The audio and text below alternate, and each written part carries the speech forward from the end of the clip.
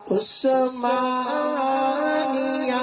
ادارہ ہر آنکھ کا تارا ان الذين يحادون الله ورسوله اولئك في الاذلين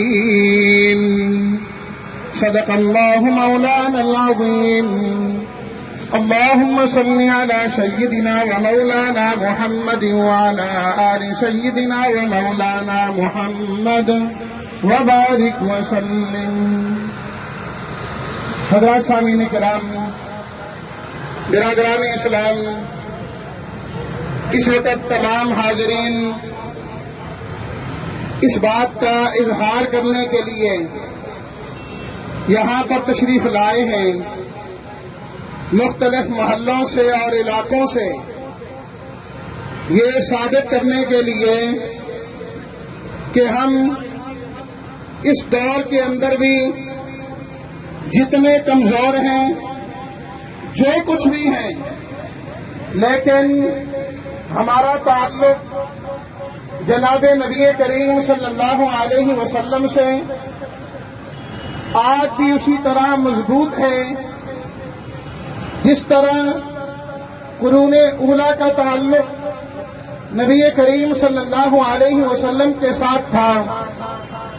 آج ہم اس بات کا اظہار کرنے کے لیے یہاں پر آئے ہیں کہ ہم اس دنیا کے اندر ہر چیز برداشت کر سکتے ہیں، سب کچھ برداشت ہو سکتا ہے، لیکن جناب نبی کریم صلی اللہ علیہ وسلم کی توہین برداشت نہیں ہو سکتی.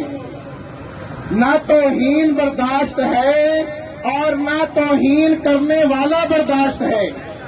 ہم خوف بھی قبول ہے. تو ہمارا ہر اس شخص سے قطع تعلق ہے جس کا تعلق ہمارے نبی سے نہیں ہے.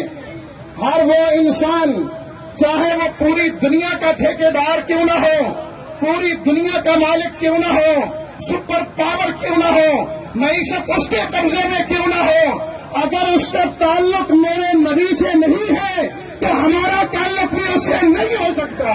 نعرہ تکبیر، نعرہ تکبیر، نعرہ تکبیر. کارکن ختم نبوت، گستاخ رسول کی ایک سزا. سرتم سجدہ، سرتم سجدہ. ہم اس ملک میں بغیر ایمان کے اور نبی کریم صلی اللہ علیہ وسلم کی محبت کے نہ ایک دن گزار سکتے ہیں، نہ ایک لمحہ گزار سکتے ہیں.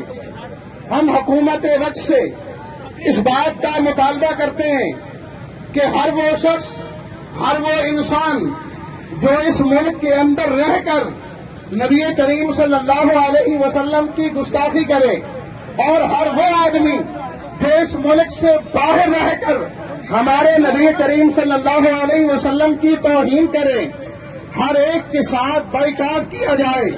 اور فرانس جس کے صدر نے اپنی صلاۃ و تسلیمات کی توہین کی ہے، فرانس سے اور فرانس کی تمام مصنوعات کا بائیکاٹ کیا جائے. کیا آپ اس چیز کی حمایت کرتے ہیں؟ اور ہم یہ بھی مطالبہ کرتے ہیں کہ ہمارے ملک کے اندر جو بھی توہین رسالت کرے، آسیہ ملونہ ہو یا اس کے پیروکار ہوں، ان تمام کو بھی سزا دی جائے. صرف نبی کریم صلی اللہ علیہ وسلم کی توہین کرنے والوں کو نہیں، آپ کے صحابہ کی بھی جو توہین کرے اسے بھی مینار پاکستان پر ٹانگ دیا جائے. آپ اس کی تائید کرتے ہیں؟ وَمَا عَلَيْنَا إِلَّا الْبَلَاغُ.